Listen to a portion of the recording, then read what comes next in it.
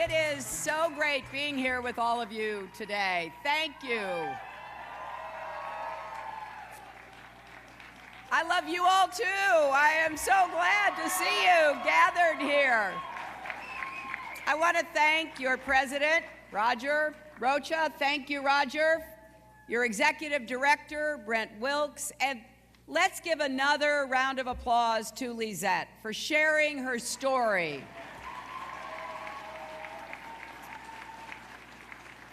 I believe that more people in our country need to hear from Lisette and other dreamers across America. These young people are so important to our future. I told her I was really proud of her, and I'm sure that her family and her parents in particular are very proud as well.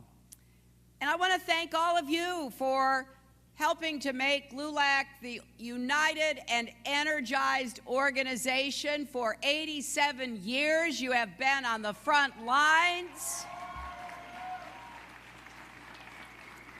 Now, I haven't been around all of those 87 years, but I have been proud to stand alongside you for part of your journey. There are a lot of people I know in this audience, people who have served as president and officers of LULAC, women who have led the women's movement here out of LULAC. Back in the 90s, we worked together to achieve universal health care. We fought the good fight. And when we were defeated, we got right back up, and you helped us pass the Children's Health Insurance Program that covers 8 million children in America today. I remember this very well because I worked with your leadership. Back then, LULAC made signs that read, "Let's move forward with Clinton." Now, I found that very flattering, but I asked back then if we could change the signs to "Let's move forward together," because that was more accurate. Everything we achieved together. And that's how we're going to continue to make progress, to write the next chapter of the American story, to put opportunity within reach of every family. We are going to do that together. And I, for one, want all Americans from all backgrounds to help chart our future. And I hope and expect that Latinos will play a leading role.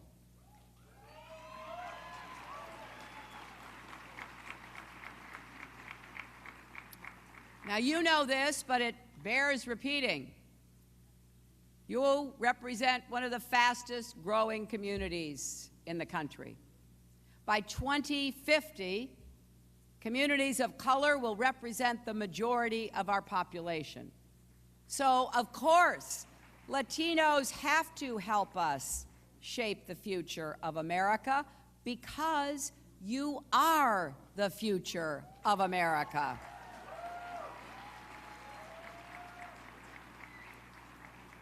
Now, I know from my own work going back decades that when we invest in this community, when we make it possible for Latinos to get an education, compete for jobs, get the health care coverage you need, start and grow new businesses, and pursue your dream, all of America benefits. That's why I am making to you 2 commitments for what I will do in the first 100 days of my administration. First, we will make the biggest investment in new good-paying jobs since World War II, with support specifically for Latino-owned small businesses.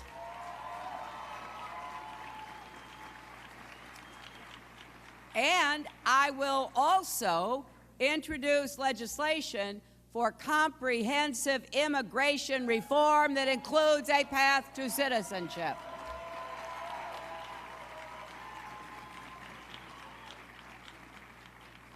These two top priorities are what I have heard as I've traveled across the country, meeting with groups large and small. People who say, hey, we want to succeed. We want to start a small business.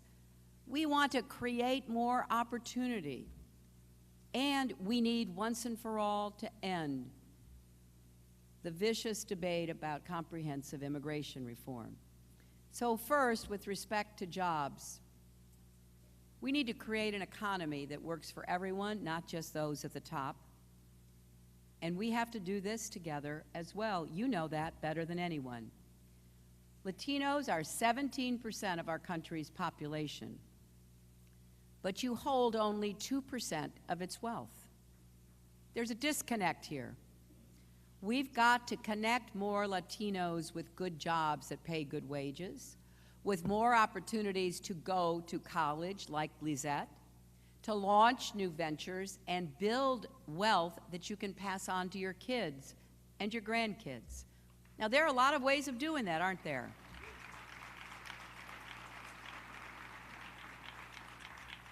Well, one of the best ways is to face the fact that America's infrastructure is crumbling. We need to rebuild. We need to build more clean energy infrastructure so we can increase efficiency, we can cut costs for consumers and compete and win in the 21st century green economy. And it just so happens that more than a quarter of all construction jobs in America are held by Latinos.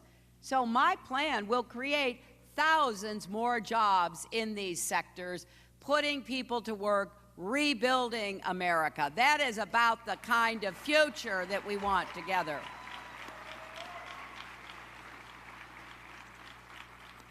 And I have a special place in my heart for small businesses. My dad was a small businessman. It was very small. But he worked so hard and gave us a very solid middle-class life. So I want to do more to support Latino-owned small businesses, which have created so many of the jobs and much of the growth across America. So I want to cut red tape, increase access to capital, and invest $25 billion to support innovations in the communities that need that the most. And that's what we will do together. Now, while we're doing all of that, creating these jobs, which is good for everybody in America, let's finally give workers a raise. It is time to raise the minimum wage.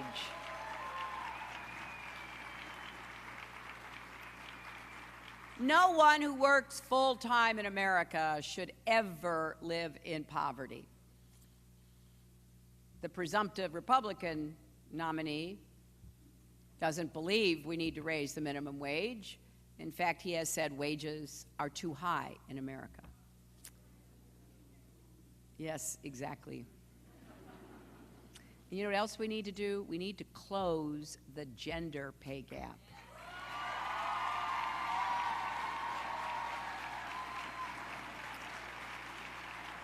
Now, this inequality of pay affects all women, but it is hardest on women of color and hardest most of all on Latinas. On average, Latinas earn just 55 cents for every dollar earned by a white man. That is just outrageous. And I know you understand this, and I'm going to campaign on this across America in front of every audience, because one of the fastest ways to raise income is to ensure equal pay.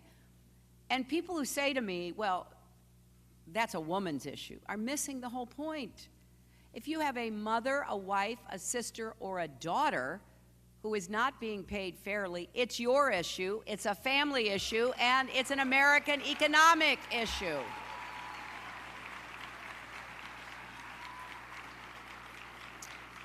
And at a time when education is more important than ever, let's make sure no one is forced to give up their dream of going to college because they cannot afford to pay. Over the last 20 years, the number of Latinos going to college has tripled. Yet, that's good. We should applaud that. That's a big accomplishment. Yet here is the catch. Latinos are still less likely than their white peers to graduate, often because they can't afford to. That's heartbreaking, isn't it? I just don't, I think we've gone backwards in many ways. We don't provide enough help to students who really need it. My plan will change that. Here's what I'm going to do. We're going to make college, community college, free.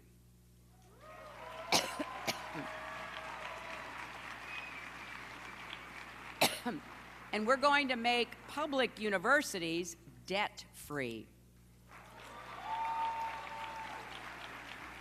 Now, here's what that means. For families making less than $125,000 a year, we will eliminate tuition altogether at public colleges and universities.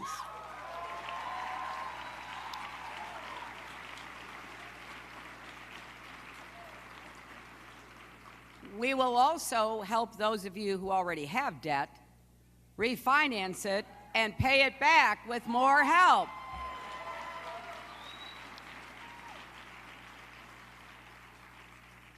Now, also in my first 100 days, as part of my commitment, I will introduce comprehensive immigration reform with a path to citizenship.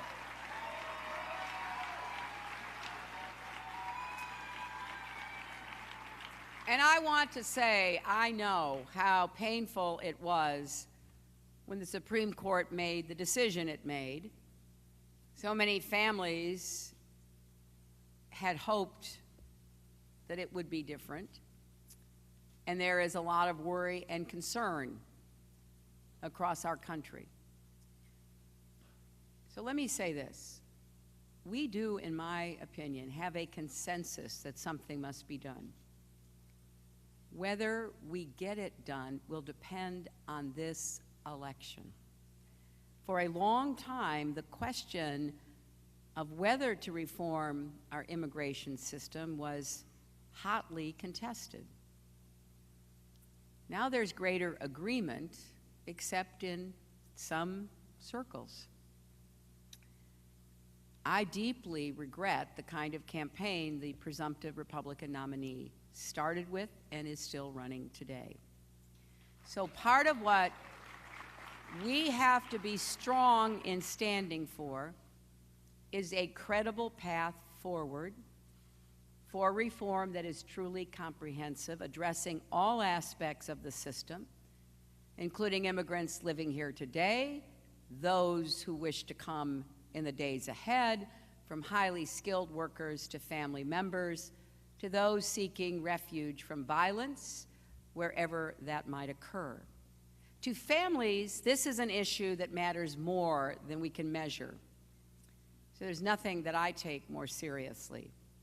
I will send a proposal to Congress that will include a path to citizenship, that will fix the family visa backlog and strengthen our economy, and will enable our country to be what it's always been, a place where people from around the world come to start new businesses, pursue their dreams, apply their talents to American growth and innovation. And while we're doing that, we must do everything we can to keep families already here together.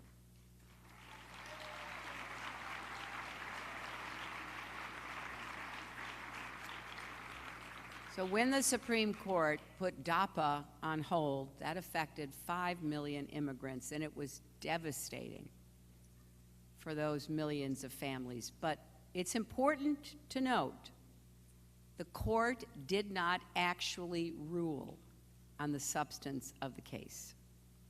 I've said throughout this campaign that DAPA is squarely within the president's authority, and I will keep saying that and fighting for it. But there's more we can do. We need a simple, straightforward system where people with sympathetic cases or who can show a history of service to their communities can make their case. and be eligible for deferred action, like people who experience and report extreme labor abuses. And we must absolutely end family detention, close private detention facilities, stop the raids and roundups.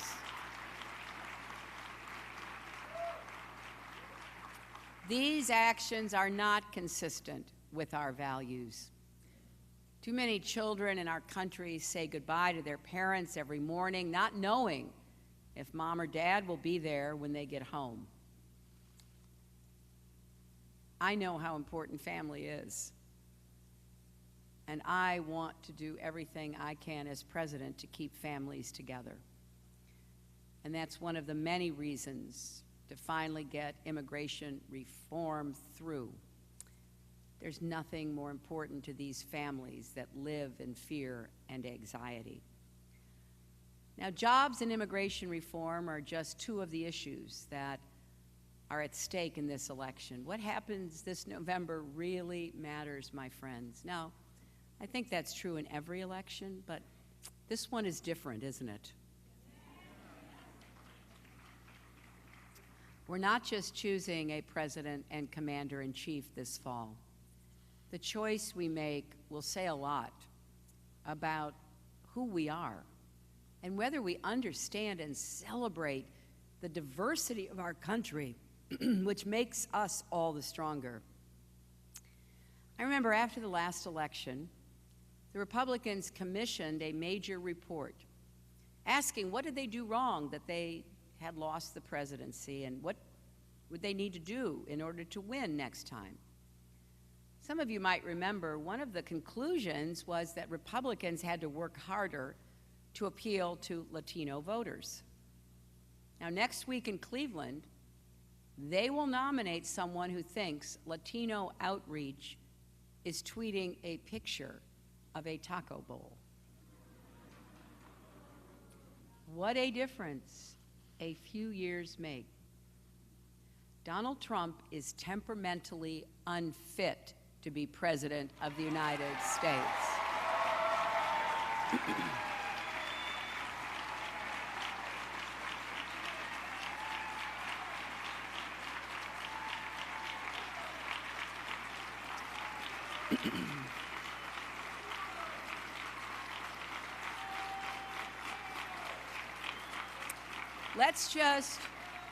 Let's just remember why that is so. In the first weeks of his campaign, he said that immigrants from Mexico are drug dealers, rapists, murderers, carriers of infectious disease. He referred to a Latina contestant in his Miss Universe pageant as Miss Housekeeping. He insists, and I quote, "This is a country where we speak English, not Spanish." Well, I have to tell you, he doesn't know much about our history and what a great opportunity we give to people from everywhere to come to this country. He criticized Jeb Bush for speaking, and I quote, Mexican. I mean, you cannot make this up. He wants to revoke the citizenship of 4 million Americans born in this country to immigrant parents, eliminate the bedrock principle in the 14th Amendment of the Constitution, that if you're born in America, you're a citizen of America.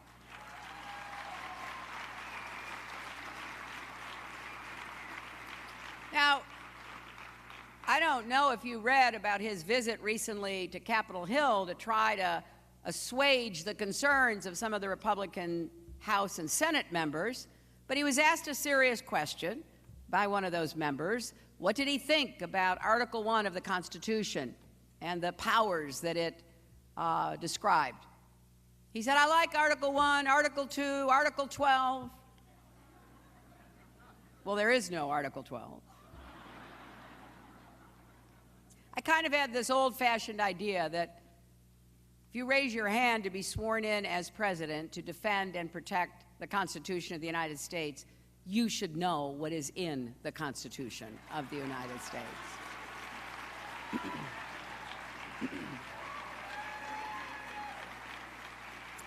Now, I often mention the 11 million people he wants to round up and deport, but if you add in the more than 4 million Americans whose citizenship he wants to revoke, it's closer to 16 million. Never mind that this crazy idea could cost us nearly $1 trillion in economic output. He is talking about undoing a fundamental value of our nation. Then there are his attacks against Judge Curiel, the distinguished judge in the fraud lawsuit against the so-called Trump University. Judge Curiel was born in Indiana. Last time I checked, it was part of the United States.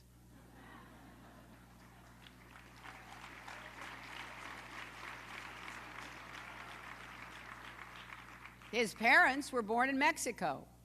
So as far as Donald's concerned, that means Judge Curiel can't be trusted to do his job. He says that the judge should be disqualified because of his, and I quote, Mexican heritage. Those are his words. He called him a Mexican judge over and over again. It was a cynical, calculated attempt to fan the flames of racial division and also to undermine people's faith in our judicial system. Why would someone running for president want to do that? Even the Republican Speaker of the House, Paul Ryan, called Trump's comments the textbook definition of a racist comment. I will say what Donald Trump won't say. Judge Curiel is as American as I am and as American as Donald Trump is.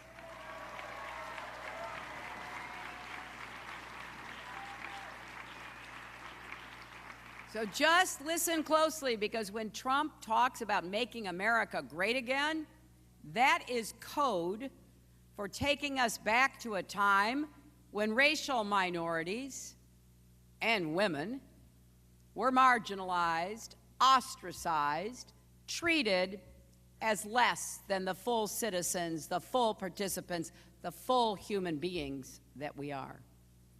Now, he's making, unfortunately, an impression on our children. Not a day goes by when I don't hear from a mom or dad or a teacher about how to talk to kids about Trump.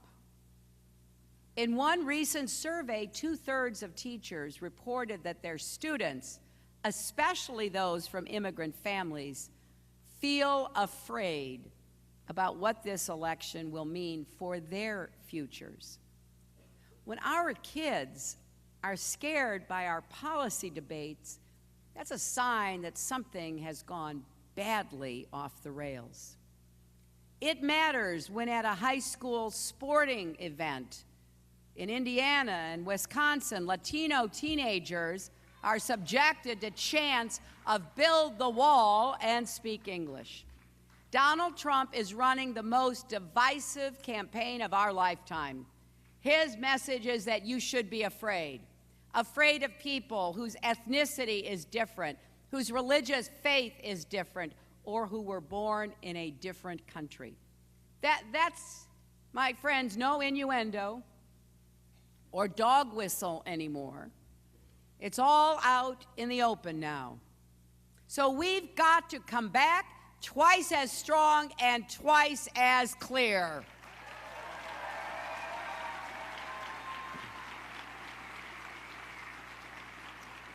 We have got to say with one voice that Latinos are a vital part of the American community.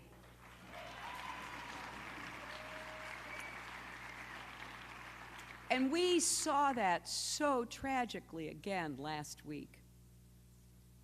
When shots rang out in Dallas, brave police officers ran into the gunfire.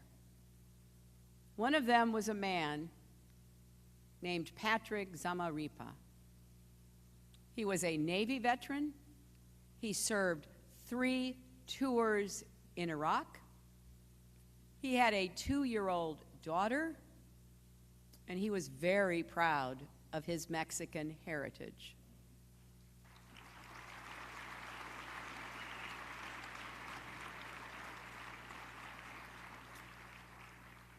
On July 4th, in what would turn out to be his final tweet, this is what he wrote. Happy birthday to the greatest country on the face of this planet, my beloved America. That is the Latino community. Loving, dedicated, proud, patriotic.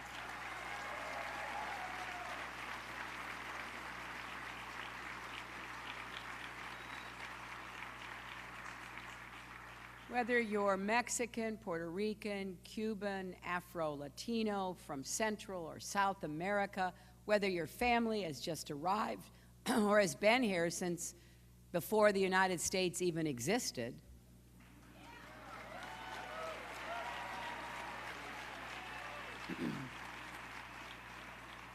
we are brothers and sisters, and I will be your champion. We are not strangers. You are not intruders. You are our neighbors, our colleagues, our friends, our families. You make our nation stronger, smarter, more creative. And I want you to know I see you, I hear you, and I am with you. And together,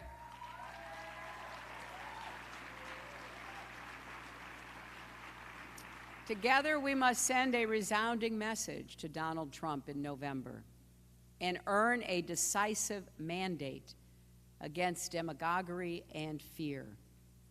It's not enough to just complain. It's not enough to talk to friends and neighbors or even make speeches.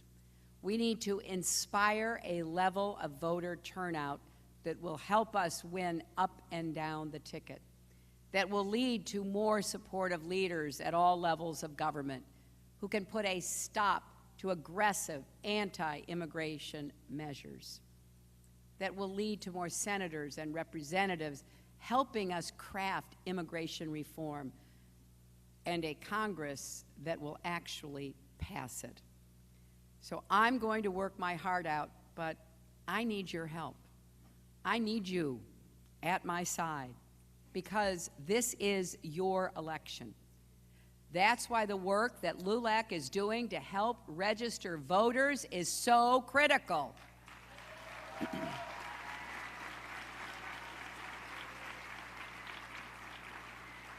That's why I'm fighting for automatic voter registration. When you leave this conference, please go home and figure out what you can do to be part of the LULAC registration movement. We have to move our country and ourselves toward a future built on the kindness and compassion that Cesar Chavez envisioned, toward the social change that Dolores Huerta marched for, toward a future that reflects the simple, timeless notion that all of us are equal. Judge Curiel is an American. Patrick Zamarripa was an American. Lizette is an American. We are all proud Americans, and the promise of America is big enough for all of us. Let's go forth and make that clear in the election of 2016. Thank you. God bless you.